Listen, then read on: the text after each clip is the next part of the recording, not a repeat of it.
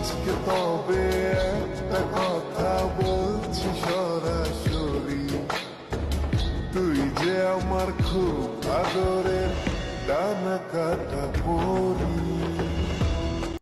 নদীর বুকে চল, আমি কি তোর পর, আকাশ ভরা চাঁদের আলোয় বাঁধবো সুখের ঘর।